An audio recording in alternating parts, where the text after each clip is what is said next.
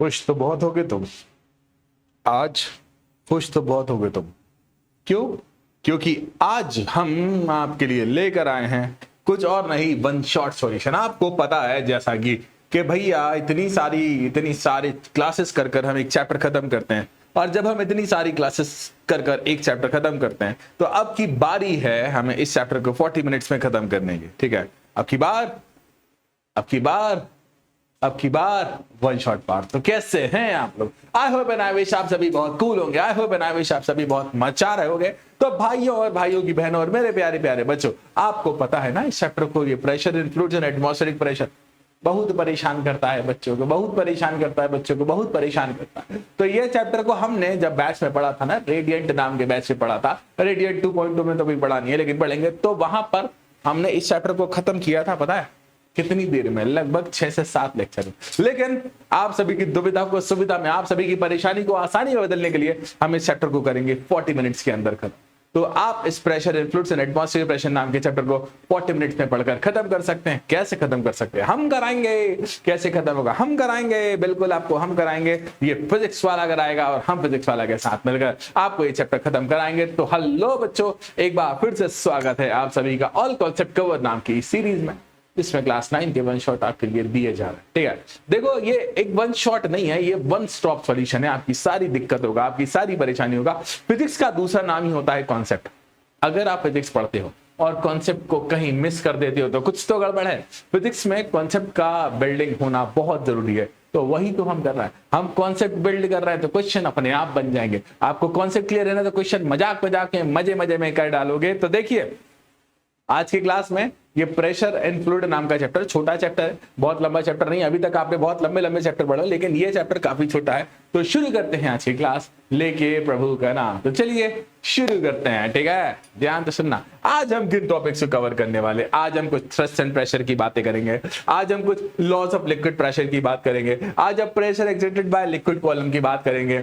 कुछ pascal law के बारे में पढ़ेंगे, कुछ अल्टीमीटर के बारे में पढ़ेंगे, कुछ वेदर फोरकास्ट के बारे में पढ़ेंगे, कुछ एटमॉस्फेरिक प्रेशर के बारे में पढ़ेंगे, कुछ हाइड्रोलिक प्रेस के बारे में पढ़ेंगे। ये जिंदगी में जुड़ी हुई चीजें हैं। इस चैप्टर के बारे में जितना आप पढ़ोगे ना, वो हमारी प्रैक्टिकल लाइफ का हिस्सा है। तो मेरे प्यारे बच्चों, बहुत शानदार चैप्टर है, बहुत शानदार चैप्टर है। पहली बात तो ये, आप सभी से एक छोटा सा सवाल, क्या आप सभी मुझे बता सकते हैं what is the unit of force?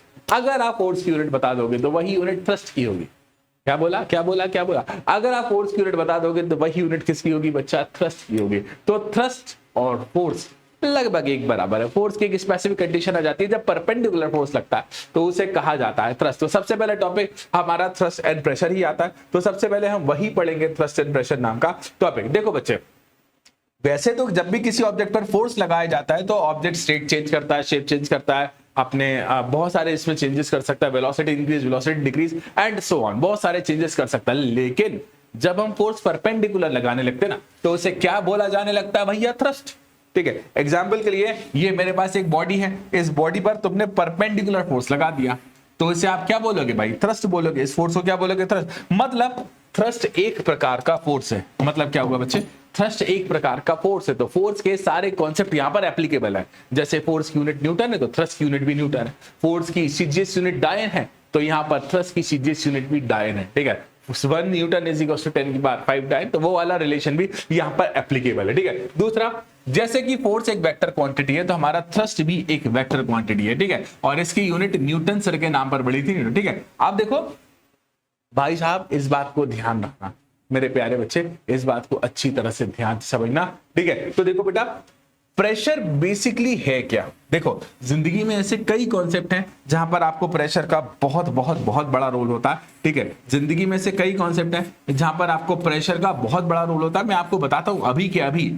ठीक है, मैं अभी कुछ दिनों पहले बीमार था, बहुत बीमार था, बहुत ज्यादा बीमार था। डॉक्टर साहब मेरे को रोज इंजेक्शन लगाने आते थे। जब डॉक्टर साहब मुझे इंजेक्शन लगाने आते थे तो एक पतली सी सुई लाते थे। इतनी मोटी अगर सुई लाएंगे तो मेरे हाथ में जाएगी कैसे? क्यों? क्योंकि वो पतली सी सुई लगाते थे ताकि मेरे ऊपर प्रेशर की वैल्यू को वो बढ़ा सके और इंजेक्शन कहां चला जाए? डायरेक्ट हाथ के अंदर। अगर वो मोटी सुई लाते तो क्या अंदर जा पाती? नहीं, क्योंकि प्रेशर की वैल्यू क्या हो जाती?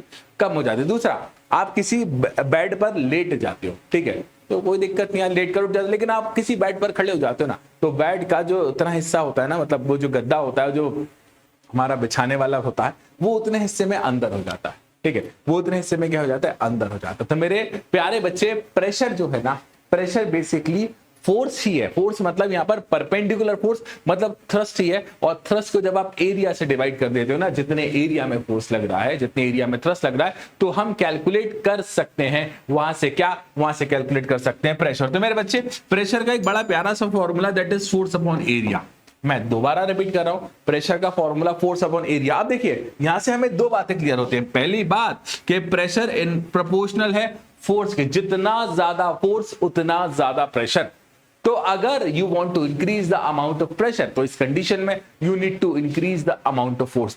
एक कंडीशन ये। दूसरी कंडीशन कि भाइयों और बहनों, ये रहा pressure inversely proportional to area. अगर आप एरिया बढ़ाते हो तो प्रेशर की वैल्यू क्या हो जाती है, कम। एग्जाम्पल के लिए, मेरे पास ये एक पेन है, बहुत टाइम से रखा हुआ है पेन, ठीक है। अब मैं इस पेन को ऐसे यहां से दबाऊं, ठीक है। अब ये वाला जो शार्पन एरिया है, ये नुकीला एरिया होता है, ये वाला मोटा एरिया। अब मैं इसको ऐसे दबाऊं तो I can feel the pain, ठीक है। दबा रहा हूं ना, तो ये वाला हिस्सा जो है ना, इसके अंदर पेन जा रहा है। पता क्यों? इस हिस्से पर मुझे कोई फर्क नहीं पड़ रहा, क्योंकि यहां पर एरिया की वैल्यू ज्यादा है, और एरिया की वैल्यू ज्यादा है तो प्रेशर की वैल्यू क्या है, कम। बल्कि इक्वल अमाउंट ऑफ फोर्स लग रहा है दोनों तरफ से, और यहां पर एरिया की वैल्यू क्या है, कम है। और जब एरिया की वैल्यू कम है तो value of pressure is higher, ठीक है। इस वजह से कील जो होती है वो नुकीली बनाई जाती है। कील पता है ना, जो दीवारों पर लगाते हैं, है ना। तो याद रखना वो कैसी बनाई जाती है बच्चा, नुकीली बनाई जाती है, ठीक है। क्यों? क्योंकि भैया हम चाहते हैं कि किसी तरह से अमाउंट ऑफ प्रेशर को बढ़ा दिया जाए, तो उसके लिए एरिया कम करना पड़ता है। दूसरी, ठीक है, आप देखिए, the same force acting on a smaller area, मतलब आप सेम फोर्स लगाओ स्मॉलर एरिया में, एरिया कम कर दो तो value of pressure will increase. SI unit of pressure is newton upon metre square. अगर आप फोर्स की यूनिट जानते हो तो फोर्स की यूनिट न्यूटन, एरिया की यूनिट क्या हो जाएगी, मीटर स्क्वायर। तो ये newton upon metre square pressure के यूनिट है। अब देखिए, एक अंकल है जिनका नाम है पास्कल। उन पास्कल नाम के अंकल के ऊपर ये यूनिट पड़ी है, ठीक है। पास्कल नाम के अंकल के ऊपर क्या पड़ी है, यूनिट पड़ी है। अब देखिए 1 पास्कल क्या होता है, जब भी किसी ऑब्जेक्ट पर 1 न्यूटन का फोर्स लगे और उस ऑब्जेक्ट का surface area 1 metre square, that is 1 pascal. Pascal जो होता है बड़ा सिंपल सा फॉर्मूला, जैसा कि आपको पता है ना, P is equal to F/A।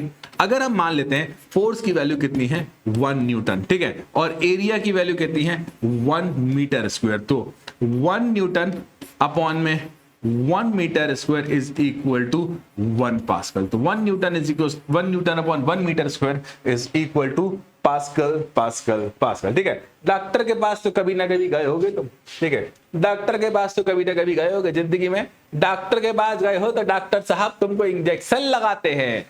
हाँ, इंजेक्शन हमको नहीं लगवाना, हमको बहुत दर्द होगा। बच्चे बहुत से डरते हैं इंजेक्शन से, मैं भी डरता था पहले, लेकिन अब तो आदत हो गई। अब तो अरे डॉक्टर इंजेक्शन 1 नहीं 2 लगाओ, कुछ नहीं होता, डर लगता है, अरे कुछ नहीं होता। तो देखिए जब यहाँ पर इंजेक्शन लगाते हैं तो उसकी निडल बहुत पतली रखी जाती है, काहे के लिए, क्योंकि अमाउंट ऑफ प्रेशर को हम बढ़ाना चाहते हैं, और अमाउंट ऑफ प्रेशर को बढ़ाने के लिए अमाउंट ऑफ एरिया को कम करना पड़ेगा। तो पतली सुई तो एरिया कम, तो प्रेशर ज्यादा हो गया। दूसरी बात यहां देखिएगा, ठीक है, ये एरिया ज्यादा है तो प्रेशर की वैल्यू कम हो गई, ये एरिया कम है तो प्रेशर की वैल्यू क्या हो गई, ज्यादा हो गई, ठीक है। आप अपन जो बॉयज होते हैं ना, वो बॉयज शू पहनते हैं, उसका जो हील होती है वो काफी बड़ी होती है, ठीक है। तो अगर हम किसी के ऊपर पैर रख देते हैं तो कुछ नहीं होता, वैसे रखना मत, मैं सिर्फ एक एग्जांपल दे रहा हूं। लेकिन जो गर्ल्स होती हैं वो एक ही, जैसे जितना बड़ा ये पैन है ना उतनी है, जितना पतला ये पैन है ना उतनी पतली हील्स पहनती है। मतलब मैंने बहुत सी गर्ल्स को देखा है, वो क्या कहते हैं उन्हें, पेंसिल हील, पेंसिल हील कहते हैं, आई थिंक से, जो भी कहते हैं। तो वो पेंसिल हील की पहनती है, अगर वो किसी के ऊपर रख देना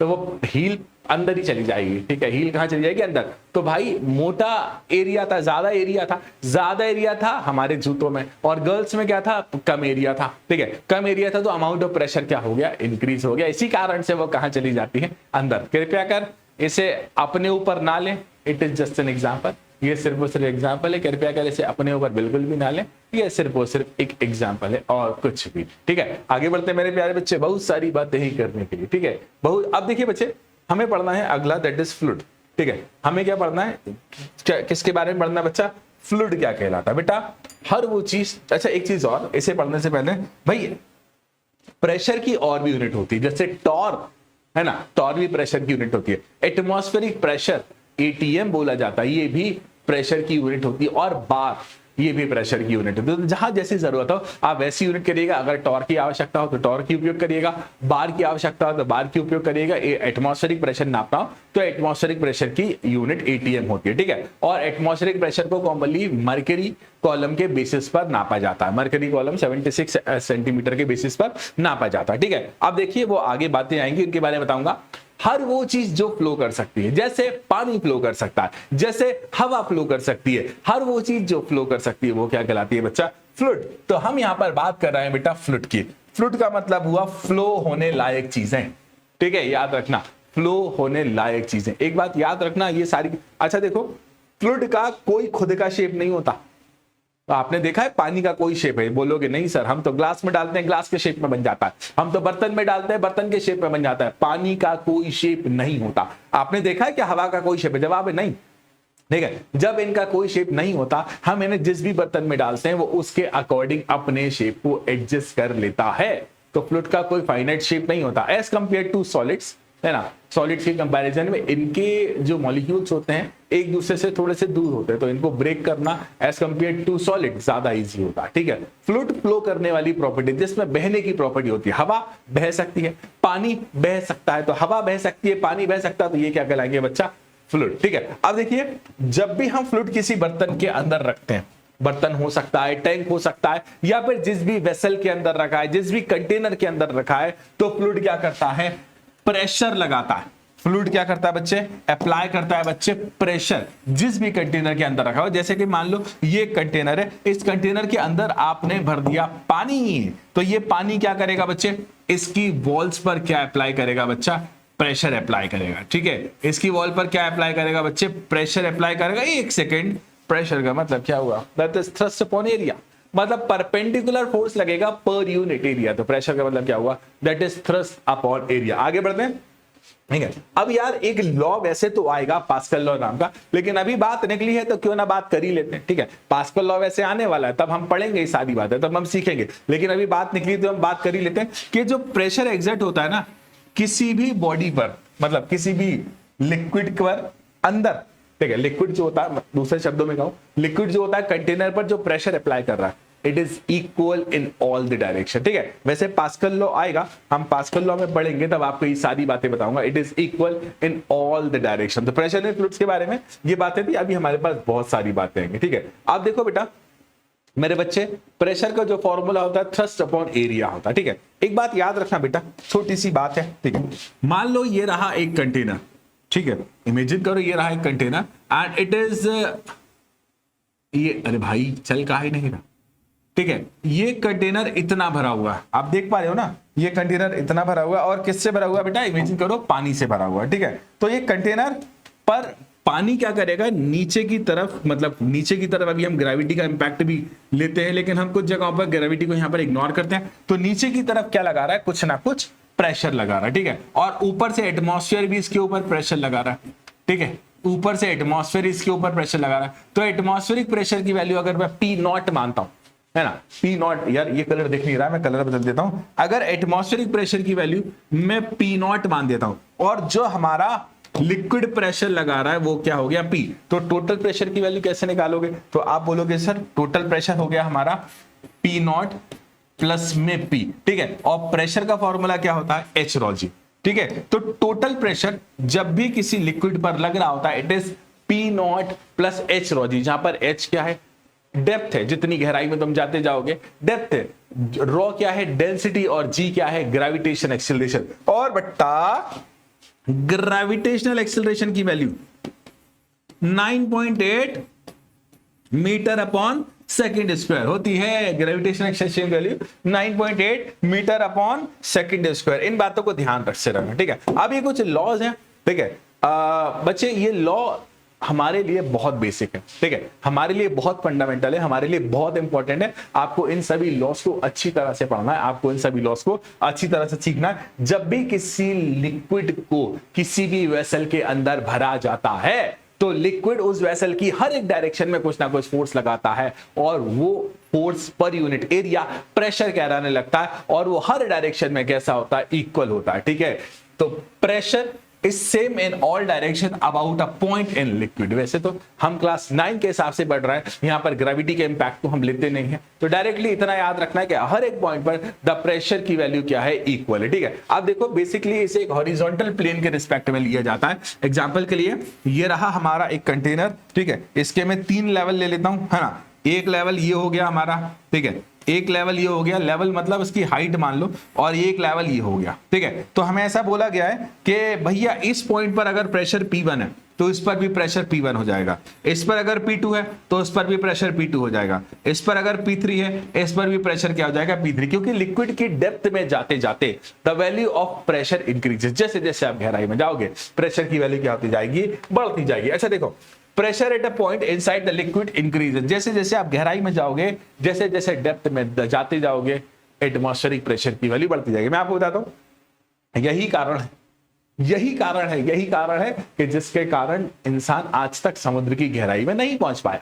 ठीक है, क्यों नहीं पहुंच पाया भाई साहब, इतना ज्यादा प्रेशर कैसे झेलेगा। ठीक है, हो सकता है भविष्य में पहुंच जाए, हो सकता है भविष्य में हमारे पास इतना प्रेशर झेलने के लिए डिवाइसेस आ जाए, तब की तब देखेंगे। लेकिन जैसे जैसे आप गहराई में जाओगे एटमॉस्फेरिक प्रेशर की वैल्यू क्या होती जाएगी, बढ़ती जाएगी। एक बात और, हर एक लिक्विड के लिए, है ना, हर एक लिक्विड के लिए the amount of pressure is different. ठीक है, पानी भरा होगा, आप 1 मीटर की गहराई भरो, प्रेशर की वैल्यू कुछ और होगी। अगर शहद भरा होगा, आप 1 मीटर की गहराई भरो तो प्रेशर की वैल्यू कुछ और होगी। अगर आप तेल भरा हुआ है और 1 मीटर की गहराई भरो तो प्रेशर की वैल्यू कुछ और होगी। तो देखो बच्चा, प्रेशर सेम डेप्थ पर डिफरेंट होता है डिफरेंट लिक्विड के लिए। जैसे जैसे डेंसिटी की वैल्यू बढ़ती जाती है, प्रेशर की वैल्यू भी क्या होती जाती है बच्चा, बढ़ती जाती है। जैसे जैसे डेंसिटी की वैल्यू बढ़ती जाती है, the value of pressure increases. अब देखो, एक लिक्विड का अपना खुद का लेवल होता है। ठीक है, एक लिक्विड का अपना खुद का लेवल होता है। जैसे कि आप लिक्विड को भरते हो भाई किसी भी बर्तन के अंदर, तो हो सकता है वो अपने अकॉर्डिंग लेवल को मैनेज करे। ये चीजें हमें पता होना चाहिए, ये चीजें हमें आना चाहिए, ये चीजें हमें सीख कर रखना है। ठीक है, तो लिक्विड की गहराई में जाने से प्रेशर की वैल्यू चेंज होती जाती है, ठीक है, बढ़ती जाती है। ठीक है, और हर एक लिक्विड का अपना एक लेवल होता है। लेवल सबके निकलेंगे, वो वाला लेवल नहीं, मतलब एक लेवल को मेंटेन करके चलता है। ठीक है, वरना सोचे लेवल सबके निकलेंगे। ठीक है, अब कुछ प्यारी प्यारी बातें हैं। ठीक है, अब इन सभी बातों को मद्देनजर रखते हुए कुछ एक प्रैक्टिकल लाइफ एग्जांपल है। आप लोग कभी ना कभी जिंदगी में किसी न किसी डैम पर गए होंगे। ठीक है, मैं तो जिस शहर में रहता हूं उस शहर में बहुत सारे तालाब हैं, और जब बहुत सारे तालाब हैं तो बहुत सारे डैम भी हैं। तो जो डैम होते हैं ना, उनकी दीवारें जो होती हैं, जैसे जैसे डेप्थ में जाते जाते हैं वैसे वैसे मोटी बनाई जाती हैं। आप देखिए, जैसे जैसे डेप्थ में आते जा रहे हैं ना, वैसे वैसे width of the wall is increasing. गहराई में जाते जाते जो हमारी विड्थ है, हमारी जो चौड़ाई है डैम की, बढ़ाई जा रही है। काहे के लिए बढ़ाई जा रही है, दिमाग लगाइए, क्योंकि जैसे जैसे आप गहराई में जा रहे हैं तो यहां पर प्रेशर की वैल्यू ज्यादा होती जा रही है। अब इस ज्यादा प्रेशर को झेलने के लिए हमको ज्यादा दमदार वॉल लगाना पड़ेगी, और ज्यादा दमदार वॉल लगाने के लिए इसकी थिकनेस को हम क्या करते थे बच्चे, बढ़ा देते हैं। एक चीज है। दूसरी चीज भाई, ओवरहेड टैंक जो होता है, पानी की टंकियां जो होती हैं, पानी की टंकियां हमेशा ऊंचाई पर बनाई जाती है। हमारे घरों पर भी पानी की टंकी है, हमारे घर पर जो पानी की टंकी है वो भी तो किसी ऊंचाई पर रखी हुई है। तो पानी की टंकियों को ऊंचाई पर क्यों रखा जाता है, इसका जवाब है सिंपल सा भाई, ताकि हम एटमॉस्फेरिक प्रेशर की वैल्यू को क्या कर सकें, बढ़ा सकें। ताकि हम क्या कर सके बच्चे, एटमॉस्फेरिक प्रेशर की वैल्यू, सॉरी माफ करना, मैंने एटमॉस्फेरिक प्रेशर बोल दिया, गलत बोला। ताकि हम प्रेशर की वैल्यू को क्या कर सके बच्चे, बढ़ा सके। ठीक है, प्रेशर बढ़ेगा तो ज्यादा तेजी में हमारे घर में पानी आएगा। तीसरा, जैसे हमारे पास एक, आपने देखा होगा कभी, अगर मैं समुद्र की गहराई के अंदर चला जाऊंगा तो एटमॉस्फेरिक प्रेशर मुझे जाने को अलाउ ही नहीं करेगा। मैं एक जगह स्टक हो जाऊंगा, ये पॉसिबिलिटी है, या फिर गहराई में जाने के बाद मैं दब जाऊंगा। ठीक है, तो अब क्या करें, तो इस दिक्कत, इस दुविधा, इस परेशानी से बचने के लिए जो पानी की गहराई के अंदर जाता है वो एक स्पेशल टाइप का सूट पहनता है, जिसको डाइविंग सूट कहा जाता है। तो जो डाइवर्स होते हैं, समुद्र की गहराई में जाने वाले लोग होते हैं, वो एक विचित्र प्रकार का सूट पहनकर जाते हैं, विचित्र प्रकार का सूट पहनकर जाते हैं। ठीक है मेरे बच्चे, इन बातों का ध्यान रखना, ये बातें बहुत इंपॉर्टेंट है। ठीक है, सूट के बारे में बात निकली है तो क्यों ना और बात कर ही लेते हैं। ठीक है, देखिए, जैसे ये डाइवर सूट है, ठीक है, ये पानी के अंदर चलना भी मुश्किल होता है। आप लोग अभी किसी स्विमिंग पूल के अंदर गए होंगे, ठीक है, बायोएंसी भी लगती है और भी बहुत सारी चीजें लगती है। बायोएंसी तो हम अगले चैप्टर में पढ़ेंगे। अब देखो, डाइवर भैया पानी की गहराई के अंदर गए हैं तो एक विशेष प्रकार का सूट पहन कर गए। क्यों बहन कर गए? क्योंकि जब ये पानी की गहराई के अंदर हैं तो प्रेशर इन पर बहुत लग रहा है, तो उस प्रेशर को टॉलरेट करने के लिए, टॉलरेट ही करना पड़ेगा भैया वहां पर, ठीक है, तो इस प्रेशर को बियर करने के लिए हमारा शरीर तो अलाउ करेगा नहीं, हमारा शरीर टूट सकता है, हमारे शरीर में दिक्कतें हो सकती है, तो इसी कारण से यहां पर एक डाइवर सूट पहनाकर भेजा जाता है, ठीक है। अब बात आती है एक अंकल की, ठीक है, जिनका नाम था पैस्कल, ठीक है, क्या नाम था? पैस्कल। वैसे तो ये लॉ अगर आपने इतना लेक्चर देख लिया है तो पूरा लॉ आता, तो अंकल पैस्कल अंकल बोलते हैं, क्या बोलते हैं? ये पैस्कल अंकल कुछ ऐसे दिखते थे, ठीक है, कुछ ऐसे दिखते थे, उनका चेहरे पर जाइए, कपड़ों पर मत जाइएगा, आप कृपया कर इसे रणवीर सिंह के साथ बिल्कुल कंपेयर ना करें, ठीक है, तो चेहरे पर जाइए, कपड़ों पर मत जाइए। तो पास्कल अंकल ने एक लॉ दिया था जिस लॉ को बोला जाता है पैस्कल लॉ, ठीक है, आप इसे पास्कल लॉ भी बोल सकते हो। मेरे जैसा गरीब अगर पैस्कल लॉ बोल रहा है तो बिल्कुल भी ध्यान देने की जरूरत नहीं है, ठीक है। तो इन्होंने बोला कि भाइयों और बहनों ये एक कंटेनर है, इस कंटेनर के अंदर हम मान लेते हैं एक लिक्विड भरा हुआ, तो ये लिक्विड हर एक डायरेक्शन में equal amount of pressure apply कर रहा है, ठीक है, क्या बोला?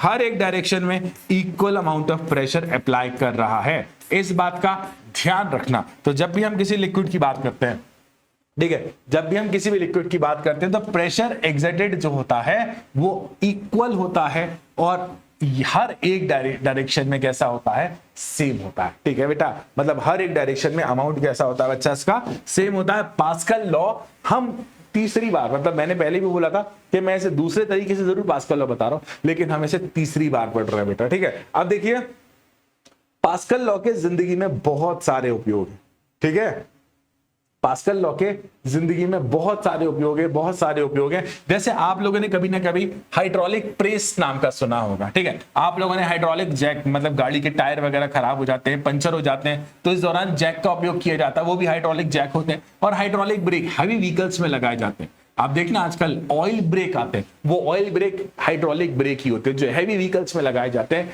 जो भारी व्हीकल्स में लगाए जाते हैं। क्यों लगाए जाते हैं? क्योंकि ये ज्यादा एफिशिएंट होते हैं, क्योंकि ये कम टाइम में भी ज्यादा काम कर जाते हैं, इसी कारण से यहां पर ये लगाया जाता है, ठीक है। आगे बढ़ते हैं बेटा, ठीक है। अब हाइड्रोलिक प्रेस के बारे में बात करें, जिसको ब्रह्मा प्रेस भी कहा जाता है, ठीक है, इस बात का ध्यान रखना बेटा, इसमें भी पास्कल लॉ लगता है, ठीक है। अब थोड़ा सा दिमाग लगाइए, यहां पर हमारे पास एक लीवर है, ठीक है, जो कि एक पाइवट पॉइंट फल्क्रम से सपोर्टेड है, ठीक है। मैं यहां पर पेन ले लेता हूं, ये रहा एक हैंडल या फिर इसको क्या कहते हैं? लीवर, ठीक है, जो कि यहां से सपोर्टेड है। जब आप इस लीवर को यहां प्रेस करोगे तो ये जो पिस्टन है ना, ये पिस्टन कहां जाएगा? नीचे की तरफ। ये पिस्टन कहां जाएगा बच्चे? नीचे की तरफ। और ये जो पिस्टन है ना नीचे की तरफ आ रहा है, तो इसके अंदर जो लिक्विड भरा हुआ है with the help of this connecting pipe एक दूसरे सिलेंडर से कनेक्टेड है। तो जैसे ही आप इसे नीचे दबाते हो तो जो लिक्विड है ना, वो लिक्विड कहां बढ़ता है बेटा? आगे की ओर। और लिक्विड आगे की ओर बढ़ता है तो यहां से जो फोर्स की वैल्यू लग रही है वो हमें अगले पिस्टन के ऊपर मिलती है। तो ये पिस्टन कहां उठता है बेटा? ऊपर की ओर।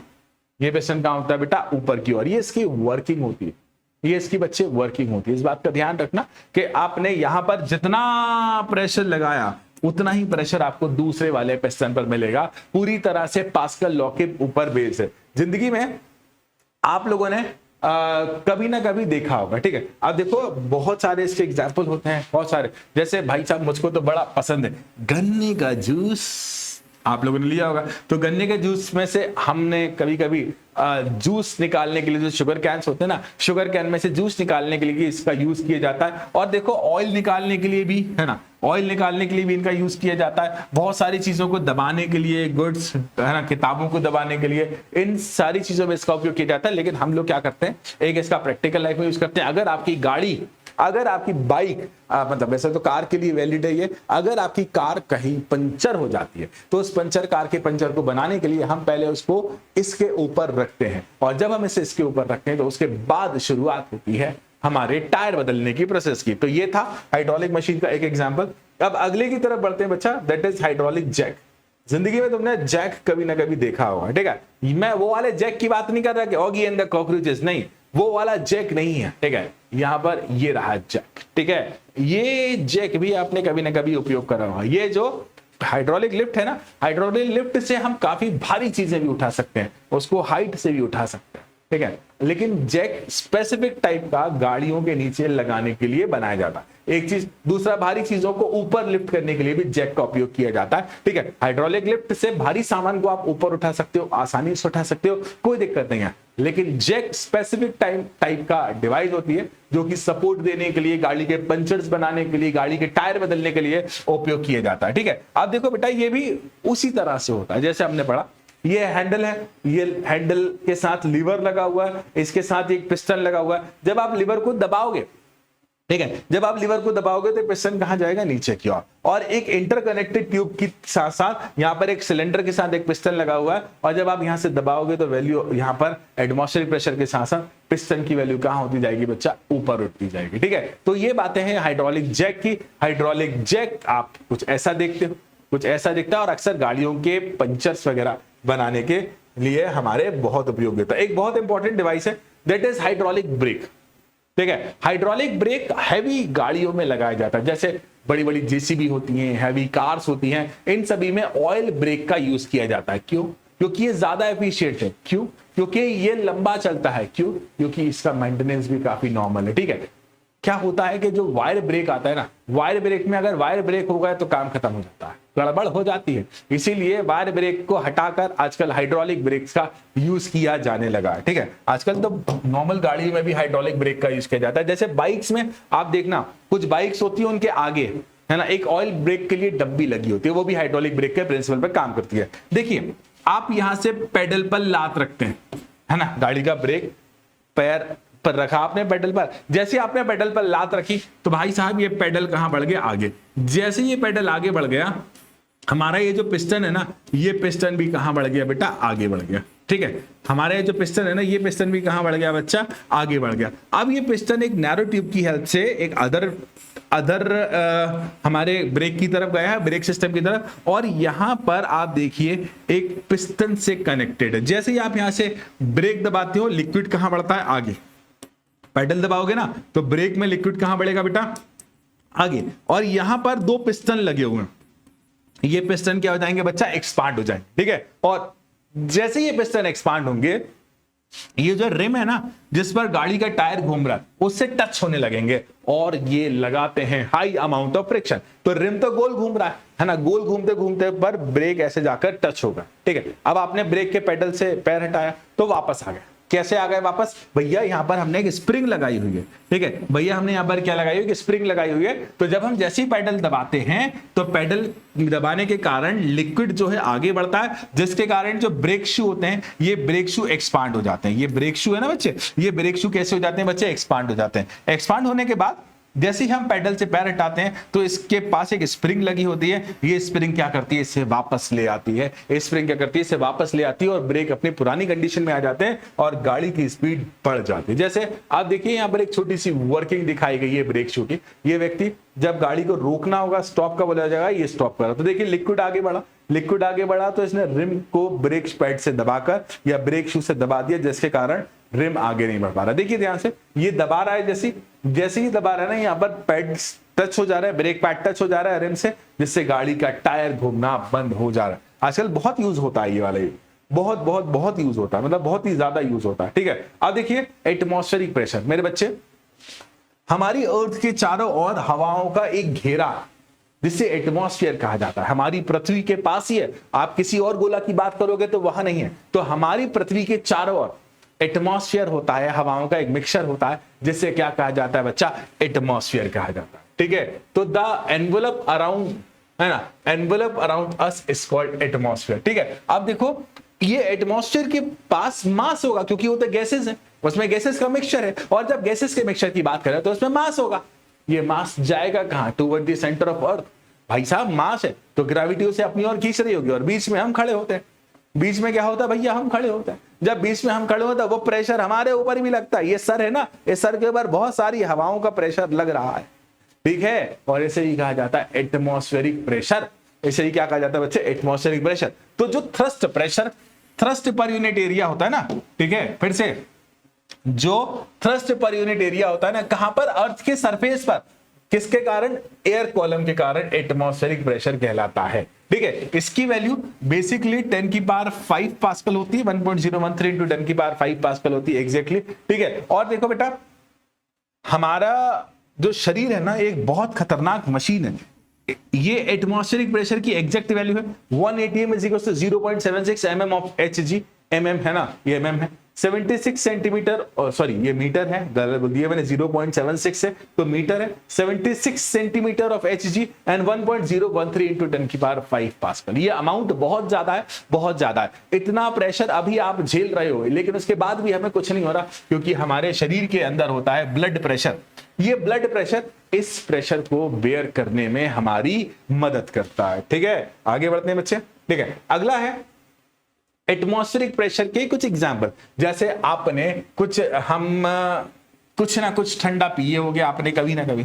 ठीक है, जब हम ठंडा पीते हैं तो उसे स्ट्रॉ की हेल्प से पुल कर सकते हैं, वहां भी एटमॉस्फेरिक प्रेशर का कॉन्सेप्ट लगता है। दूसरा, आपने कभी ना कभी किसी डॉक्टर के पास देखा होगा कि वो इंजेक्शन को ऑयल के अंदर डालता है और उसको पुल करता है, वहां भी एटमॉस्फेरिक प्रेशर का फंडा लगता है। फाउंटेन पेन अगर देखो तो वहां भी एटमॉस्फेरिक प्रेशर का फंडा लगता है। जैसे रबर शक्कर आते हैं, किसी लीकेज को क्लियर करने के लिए रबर शक्कर आते हैं, जैसे ही हम वहां पर डालते हैं तो वो चिपक जाता है एटमॉस्फेरिक प्रेशर के डिफरेंस के कारण। अगला भाई साहब सिंपल सिस्टम, मैंने तो इससे बहुत यूज करा।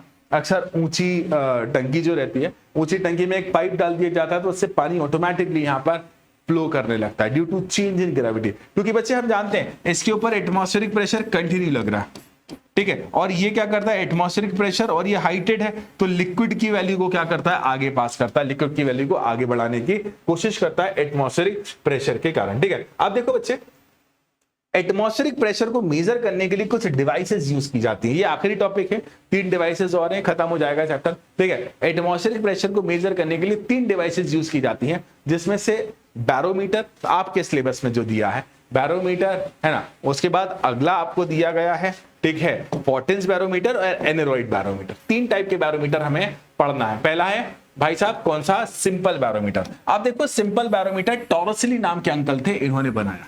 ठीक है, देखो इसकी वर्क, इसका कंस्ट्रक्शन समझना। एक बड़ा सा ट्रफ लेना, ठीक है, बड़ा सा ट्रफ लिया, मतलब एक टब लिया, उसके अंदर बहुत सारा मरकरी भर दिया। बहुत सिंपल अरेंजमेंट है, लेकिन इतना मरकरी हमारे बस में नहीं है अरेंज करना। आप लोग अमीर लोग कुछ भी कर सकते हो, इतना मरकरी क्या, इससे ज्यादा भी ला सकते हो, अमीर लोग कुछ भी कर सकते हो। ठीक है, तो इतना बड़ा हमारे पास एक ट्रफ है, इस ट्रफ के अंदर हमने भर दिया मरकरी।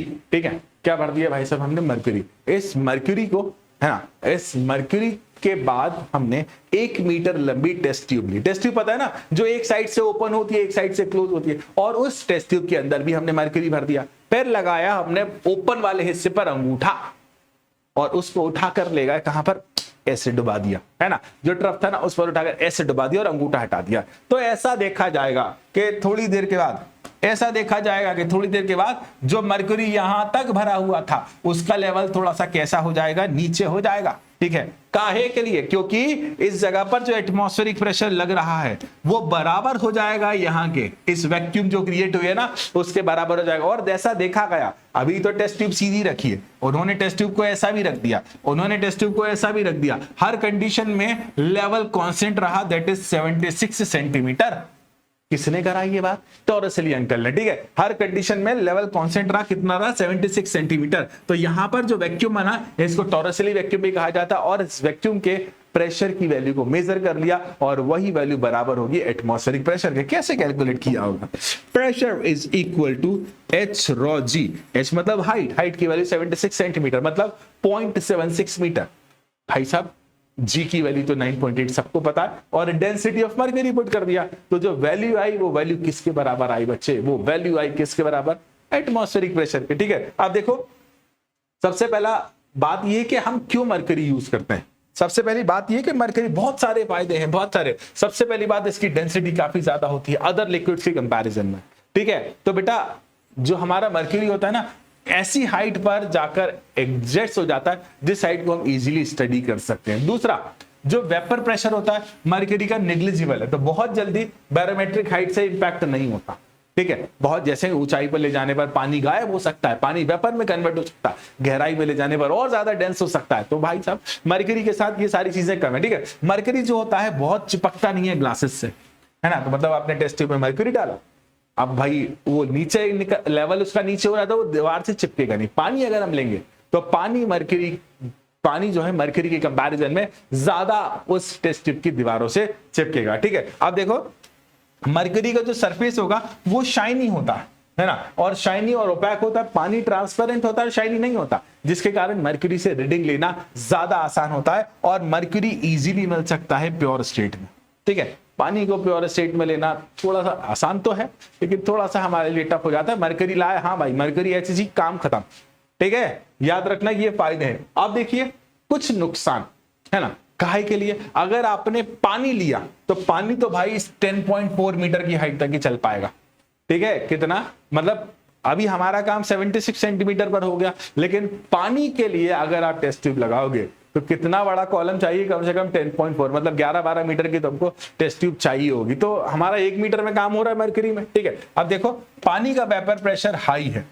ठीक है, तो पानी का वेपर प्रेशर जो हाई होता है तो इसके कारण जो वैक्यूम बनेगी उसकी रीडिंग इनएक्यूरेट आ सकती है। ठीक है, अब देखो पानी जो होता है ग्लास पर चिपक जाता है।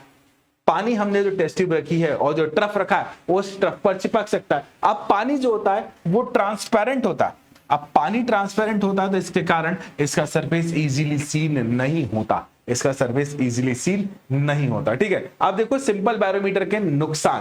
पहला तो ग्लास ट्यूब होती है।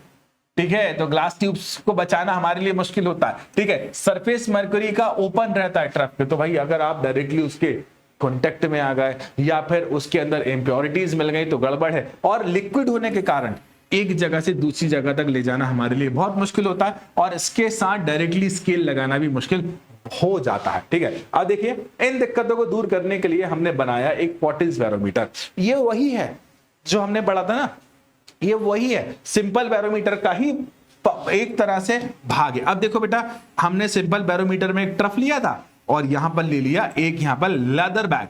इस लेदर बैग के अंदर हमने मरकरी भर दिया, वहां पर बड़ा सा ट्रफ लिया था। ठीक है, उसके बाद एक बड़ी सी टेस्ट ट्यूब लगा दी। ठीक है, टेस्ट ट्यूब या फिर ग्लास ट्यूब बोल दे, इन्वर्टेड लगाइए और इसके अंदर भी क्या भरा हुआ है बच्चे, मरकरी। टेम्परेचर मेजर करने के लिए थर्मामीटर और इस पूरे को प्रोटेक्शन देने के लिए हमने एक ग्लास ट्यूब लगाई हुई है। ठीक है, लेदर कैप हो गया, ग्लास हो गया। ठीक है, यहाँ पर ट्यूब हो गया, मेन स्केल जो नॉर्मल स्केल होता है, और ये हो गया हमारा वर्नियर स्केल। ये इसका अरेंजमेंट होता है। ठीक है, ये इसका अरेंजमेंट होता है और इसमें भी क्या यूज किया जाता है, मरकरी। बहुत सारे फायदे हैं, इजीली रीडिंग ले पाओगे, ट्रांसपेरेंट नहीं होता मरकरी, बहुत सारे फायदे इस कारण से मरकरी का यूज किया जाता है। लेकिन चाहे आप सिंपल बैरोमीटर की बात करो, चाहे आप पॉटिन बैरोमीटर की बात करो, ये दोनों लिक्विड के कॉन्सेप्ट पर बेस्ड है।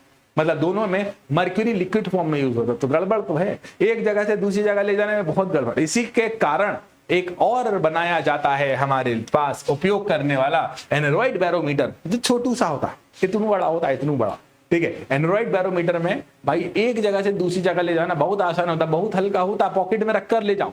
ठीक है, आप लोगों ने कभी ना कभी देखा होगा एनरॉइड बैरोमीटर का। तो भैया ये इसके पास लिक्विड नहीं होता, जब लिक्विड नहीं होता तो ये बहुत हल्का और पोर्टेबल हो जाता है, तो इसे इजीली एक जगह से दूसरी जगह ले जाया जा सकता है। ठीक है, इसे इजीली एक जगह से दूसरी जगह ले जाया जा सकता है। मेरे बच्चे देखिए, तो इसके अंदर एक बॉक्स होता है, by the help is rod, एक व्हील लगा होता है, यहाँ पर टूथ लगे होते हैं, इस टूथ के साथ पॉइंटर लगा होता है, वैल्यू ऑफ एटमॉस्फेरिक प्रेशर को मेजर करने के लिए यहाँ पर सर्कुलर स्केल लगा होता है। ठीक है, अब हम बढ़ते हैं बैरोमीटर के उपयोग के बारे में। ठीक है, बैरोमीटर का उपयोग भाई एटमॉस्फेरिक प्रेशर मेजर करने के लिए उपयोग किया जाता है, वेदर फोरकास्टिंग में उपयोग किया जाता है और अल्टीमीटर में किया जाता है। ठीक है, अल्टीमीटर नाम का टॉपिक भी आएगा। ठीक है, आप देखो एटमॉस्फेरिक प्रेशर की वैल्यू हमारे एल्टीट्यूड के साथ कैसे चेंज होती है, एल्टीट्यूड मतलब हाइट के साथ कैसे चेंज होती है। भैया याद रखना, प्रेशर जो होता है डिक्रीज होता है जैसे जैसे आप एल्टीट्यूड को इंक्रीज करोगे, अर्थात जैसे जैसे ऊंचाई पर जाओगे प्रेशर की वैल्यू क्या होती जाएगी, कम होती जाएगी। ठीक है, तो देखो ये कम क्यों होता है, पहला है कि decrease in height of air column with causal linear decrease, मतलब जैसे जैसे आप ऊपर जाओगे भैया डेंसिटी भी डिक्रीज होगी, डेंसिटी डिक्रीज होगी, ऊपर से एयर कॉलम की हाइट भी डिक्रीज होगी, हाइट भी डिक्रीज होगी तो प्रेशर की वैल्यू कम होगी ना। हम जमीन पर है तो बहुत सारा लिक्विड, बहुत सारा फ्लूइड, मतलब बहुत सारी एयर हमारे ऊपर, हम ऊपर जाते जाएंगे एयर का अमाउंट कम होता जाएगा ना, क्योंकि ऊंचाई पर जाने पर एटमॉस्फेयर जो होता है उसकी हाइट भी तो कम होती जाएगी, ठीक है, मतलब हमारी हाइट बढ़ती जाएगी, एटमॉस्फेयर की एक लिमिट है ना, तो जैसे जैसे हम ऊपर जाएंगे तो एयर की डेंसिटी कम होती जाती है, जिसके कारण एटमॉस्फेरिक प्रेशर की वैल्यू क्या होती जाती है, कम। अगर आप हाइट अबव सी लेवल, मतलब हाइट और एटमॉस्फेरिक प्रेशर के लिए ग्राफ बनाते हो तो बच्चा आपको ऐसा एक कर्व मिलता है, ठीक है, आपको क्या मिलता है बच्चे, ऐसा एक कर्व मिलता है, ठीक है। अब आगे बढ़ते हैं। जब आप ऊंचाई पर जाते हो, जब भी कोई व्यक्ति ऊंचाई पर जाता है तो ऊंचाई पर जाने के कारण उसको सांस लेने में दिक्कत होती है, और सांस लेने में दिक्कत होने के साथ साथ उसको नाक से खून आने की दिक्कत भी होती है। तो इसी दिक्कत को दूर करने के लिए वो हाई एल्टीट्यूड पे जाता है, तो हाई एल्टीट्यूड पर जाता है तो उस दौरान बहुत सारी गैसेस लेकर जाता है, ठीक है। फाउंटेन पेन जो होता है लीक कर जाएगा, वहां पर फाउंटेन पेन लीक कर जाएगा क्योंकि प्रेशर की वैल्यू कम हो गई, तो जो इंक होगी वो इंक क्या हो जाएगी, एक्सपांड हो जाएगी, तो फाउंटेन पेन क्या कर जाएगा, लीक कर जाएगा, ठीक है। आगे अब वेदर फोरकास्टिंग कैसे करेंगे हम, बैरोमीटर से, ठीक है। अब देखो बैरोमीटर की जो हाइट होती है ना, बैरोमीटर की जो हाइट होती है ना बच्चे, वो चेंज होती है, ठीक है। तो बैरोमीटर की जो हाइट होती है वो एरिया के मतलब प्रेशर के अकॉर्डिंग क्या होती है, चेंज होती है। बच्चा देखो जहां पर एटमॉस्फेरिक प्रेशर की वैल्यू कम है वहां पर ये निर्देश होता है कि भैया इस शांति को तुम शांति मत समझो, ये आने वाले तूफान का संकेत हो सकता है, ठीक है। अब देखो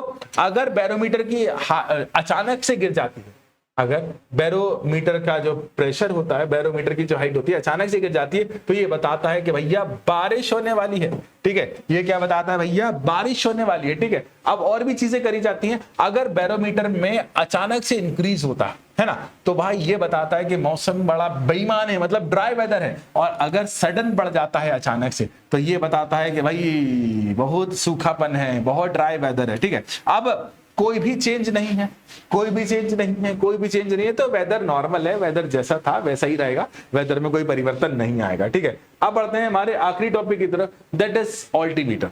ऑल्टीमीटर एल्टीट्यूड नापने के लिए यूज की जाने वाली डिवाइस है। तो ऑल्टीमीटर एक ऐसी डिवाइस है जो हाइट नापने के काम आएगी। हाँ, हाइट किससे नापेंगे, जैसे कोई भी एयरक्राफ्ट होता है इसके ऊपर ऑल्टीमीटर लगा होता है। जैसे जैसे ऊंचाई पर जाते जाते एटमॉस्फेरिक प्रेशर की वैल्यू क्या होती जाती है बच्चा, डिक्रीज होती जाती है, ठीक है। सी लेवल से जैसे जैसे हम ऊपर जाते जाते, तो बैरोमीटर जो होता है मेजर करता है एटमॉस्फेरिक प्रेशर, ठीक है। बैरोमीटर क्या होता है बच्चे, मेजर करता है एटमॉस्फेरिक प्रेशर। तो देखो एनोराइड बैरोमीटर है ना, एनोराइड बैरोमीटर अगेन वही है, इसका क्या होगा, height ascent can be used as altimeter, इसका उपयोग हम ऑल्टीमीटर की तरह कर सकते हैं, ठीक है। अब देखो जैसे जैसे हाइट बढ़ेगी भैया भैया भैया एटमॉस्फेरिक प्रेशर की वैल्यू में क्या चेंज आएगा, ये बात आप मुझे कमेंट कर कर बताएंगे, क्योंकि अगर आप ऊंचाई पर जाकर एटमॉस्फेरिक प्रेशर मेजर कर लोगे तो आप हाइट का भी वहां पर टेंटेटिव अनुमान लगा सकते हो।